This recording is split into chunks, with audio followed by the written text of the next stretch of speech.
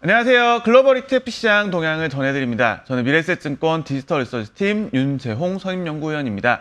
자, 지난주 금요일날 이 잭슨홀 미팅에서 파월 연준 의장이 중요한 발언을 했죠. 금리 인하를 시사하는 발언을 했었는데요. 어떤 정책적인 어떤 정책의 변화가 이제 일어날 거다라는 부분들 좀 기대감 부각이 되면서 지난주 시장 좀 상승을 보였습니다. 자, 그런데 그 어떤 ETF 시장 내에서 자금은 조금 미묘한 톤 변화가 있었어요. 그래서 그 부분까지도 함께 특징 ETF들과 함께 점검을 해보도록 하겠습니다. 자, 이번 주 이제 특징 ETF들 뭐 금리나 수혜, 리츠 등 짚어볼 거고요. 그리고 산업금속, 그리고 제가 이제 유니버스에서 계속 말씀드리고 있는 미국 반도체, 그리고 최근 들어서 계속 강세를 보이고 있는 한국, 그리고 중국의 은행주들 같이 짚어보도록 하겠습니다.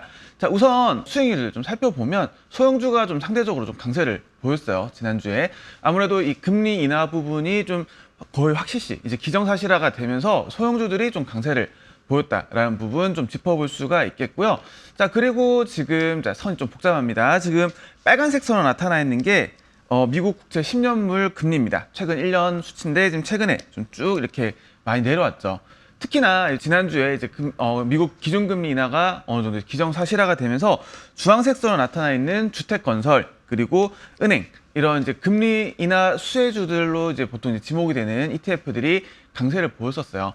예를 들어서 이제 금리가 떨어진다라고 하게 되면 이 주택 건설이라든가 혹은 뭐 주택 매매라든가 이런 것들이 활성화가 되지 않을까라는 부분들에 대한 기대감, 그리고 은행주들도 사실 이제 금리가 좀 완만하게 올라가는 구간에서 좀 수익이 나긴 하지만 좀 최근 1년 정도 기준을 좀 살펴보게 되면 이 은행들이 보유하고 있는 이 채권들 평가 손실 부분, 이런 부분들 때문에 금리가 떨어지면 오히려 좀 상승하는 좀 경향들이 있었어요. 그러다 보니까 어떤 주택 건설이라든가 은행과 같은 이 금리 인하 수혜주들로 지목되는 이런 부분들이 좀 강세를 보였다라는 거 좀 짚어볼 수가 있겠고요. 산업금속 역시도 최근 들어 조금 이제 다른 모습을 좀 보이고 있습니다. 자, 산업금속, 구리라든가 이런 산업에서 굉장히 많이 쓰이는 금속들을 묶어놓은 ETF가 여기 보시는 뭐 BCIM 티커를 가진 ETF인데, 지금 보시게 되면 올해 2월부터 올해 8월 초까지 뚜렷하게 나타난 양상이 금리랑 굉장히 같이 가는 모습을 좀 보여왔어요.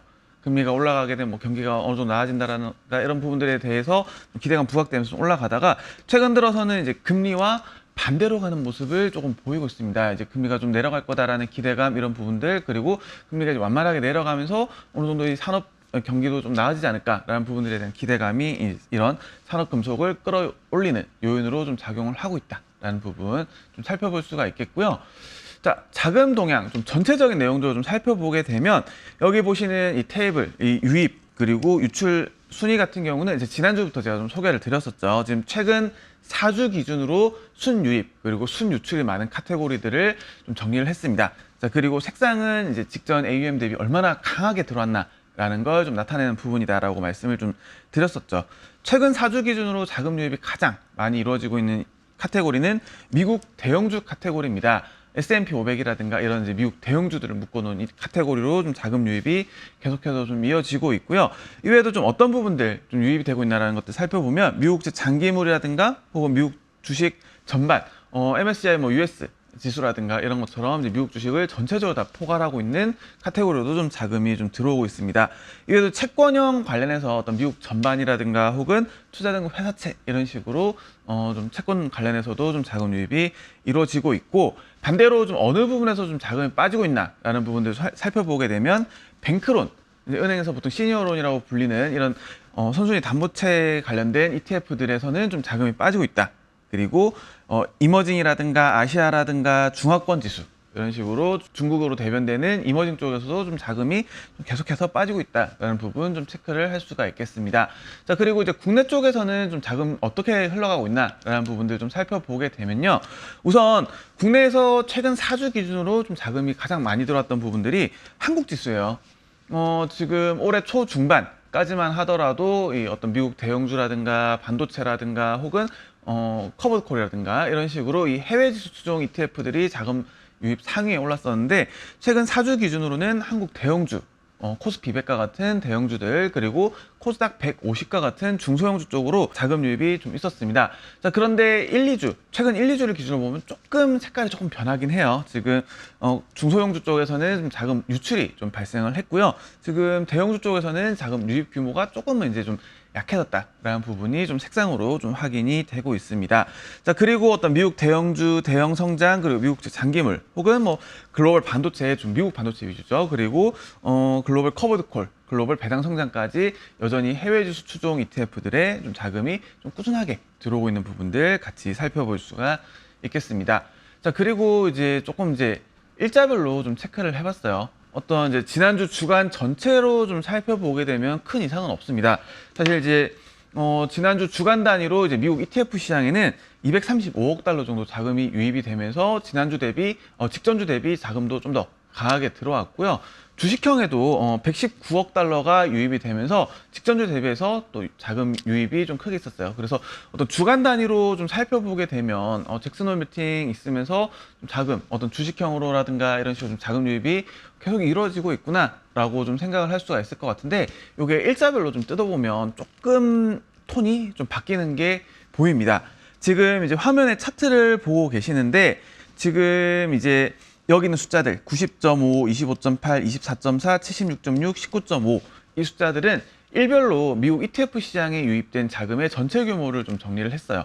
지금 보시게 되면 잭슨홀 미팅 전날 이제 76억 6천만 달러가 좀 자금 유입이 됐었는데, 잭슨홀 당일에는 유입 규모 자체는 굉장히 좀 축소가 됐습니다. 자, 그리고 지금 여기 보시는 이 5개 카테고리는 주간 단위 기준으로 봤을 때 자금 유입 상위 카테고리 5개예요. 미국 대형 성장, 그리고 투자 등급 회사채, 미국 대형주, 미국 소형주 이런 것들이 있었는데, 지금 금요일까지 어떤 미국 대형주라든가 미국 대형 성장 관련해서는 자금 유입이 강하게 있다가, 금요일 날에는 오히려 좀 자금 유입 규모가 줄어들거나, 혹은 오히려 이제 미국 대형주 같은 경우는 유출되는 모습을 또 볼 수가 있습니다.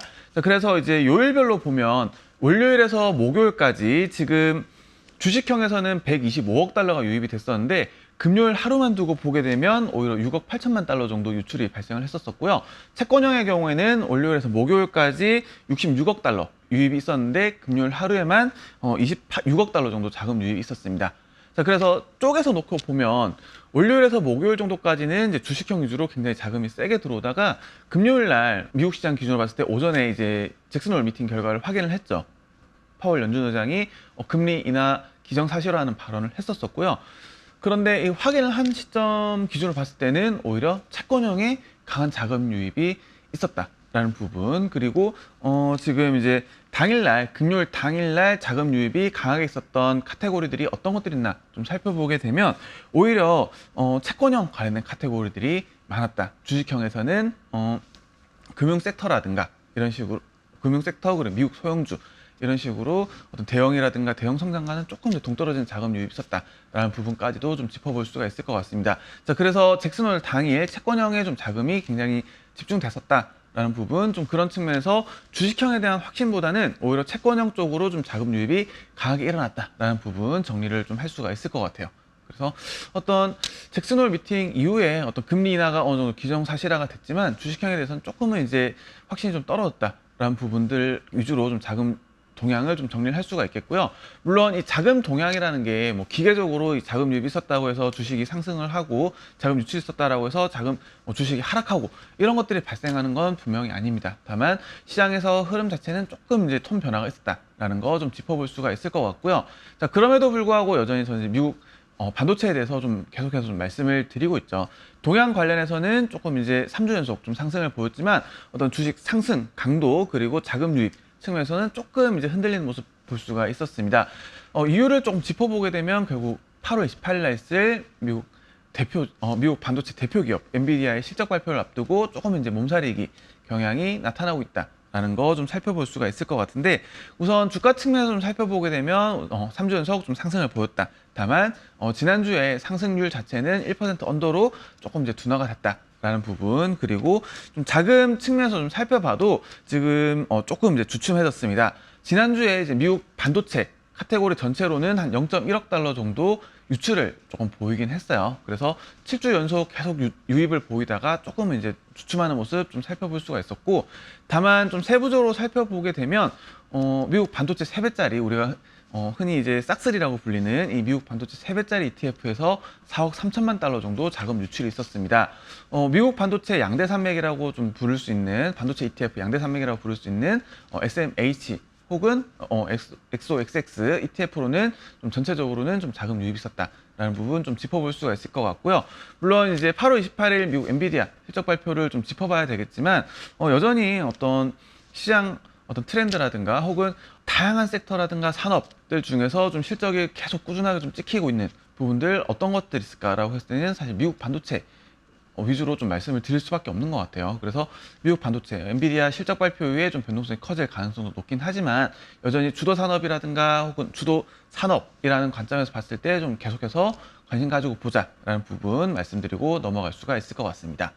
자, 그리고 다음 주제는 환해지형 ETF예요. 지금 6월 이후로 자금 유입이 계속해서 좀 이루어지고 있는 모습 볼 수가 있습니다. 여기 있는 자금 유입 규모는 이제 한국에 상장되어 있는 이 미국 지수 추종 ETF 중에서 환해지형 ETF 37개 종목 ETF의 자금 순유입을 좀 찍어 본 거예요. 지금 여기 이제 환율이 이제 1,340원 넘었을 때, 작년 이제 9월달, 10월달 측면 정도였죠. 당시 시점에 자금 순유입 규모로 보게 되면 한 3천억 언저리였어요. 그러던 게 지금 이제 환율 올라가는 구간에서 이제 완만하게 따라 올라가다가 최근 들어서 이제 금리 인하 기대감이 부쩍 부각이 되면서 빠르게 순유입 규모를 좀 늘려오고 있습니다. 자, 그리고 환율 역시도 좀 빠르게 좀 빠지고 있는 상황이긴 하죠. 자, 그런 측면에서 내가 환해지형 ETF들 좀 어떤 것들이 있는가라고 했을 때, 대표지수 ETF들 제가 주간 자료에서 좀 정리해서 안내를 드리고 있으니까 해당 ETF들은 좀 참고 삼아서 봐주시면 좋을 것 같습니다. 자, 넘어가서요. 지금 은행주들 좀 얘기를 해야 될 것 같은데, 지금 한국은행주 그리고 중국은행주가 국가별 대표지수 대비 상대 강세를 계속해서 이어나가고 있습니다.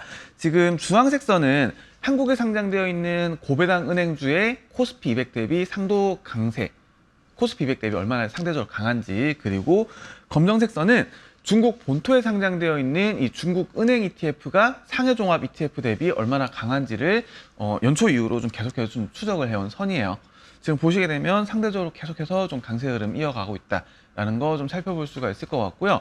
지금 이제 은행 산업, 특히나 이제 한국 고배당 은행 같은 경우는 국내 이제 밸류업 정책의 어떤 수혜주로 좀 계속해서 좀 지목을 받고 있죠. 저 역시도 이제 월간 유니버스 자료에서 계속해서 좀 소개를 드리고 있는데, 지금 약간 그런 관점인 것 같습니다.